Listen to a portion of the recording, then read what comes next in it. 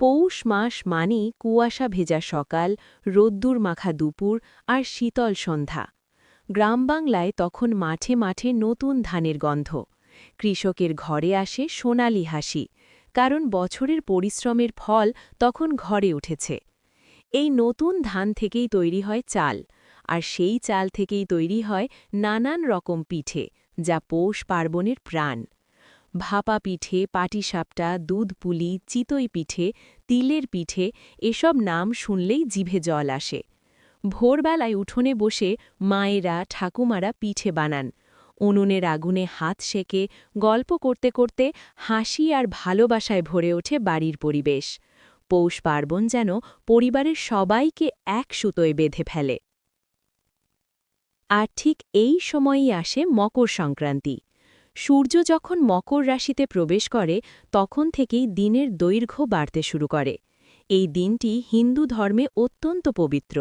অনেক জায়গায় মানুষ ভোরে উঠে নদীতে স্নান করে, সূর্যদেবকে জল অর্পণ করে। বিশ্বাস করা হয় এই দিনে দান করলে পুণ্য লাভ হয়। মকর সংক্রান্তির সঙ্গে জড়িয়ে আছে তিল আর গুড়। তিল গুড়ের মিষ্টি খাওয়ার একটা গভীর অর্থ আছে। সব তিক্ততা ভুলে মিষ্টি সম্পর্ক বজায় রাখা। তিল গুড় খাও, মিষ্টি কথা বলো, এই কথাটা শুধু প্রবাদ নয়, জীবনের শিক্ষা। বাংলার পাশাপাশি ভারতের নানা রাজ্যে মকর সংক্রান্তি নানা নামে পালিত হয়।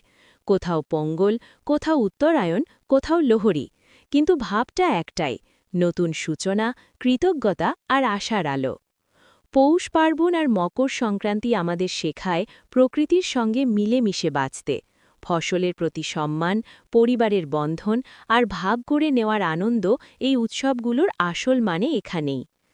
আজকের ব্যস্ত জীবনে হয়তো আমরা অনেক কিছু ভুলে যাচ্ছি, কিন্তু শীতের সকালে একটা গরম পিঠে, গুড়ের মিষ্টি গন্ধ আর প্রিয় মানুষের সঙ্গে কাটানো সময়, এই ছোট ছোট মুহূর্তই জীবনের আসল উৎসব। এই পৌষ পার্বণ আর মকর সংক্রান্তি আমাদের জীবনে নিয়ে আসুক উষ্ণতা, শান্তি আর মিষ্টি সম্পর্কের বন্ধন।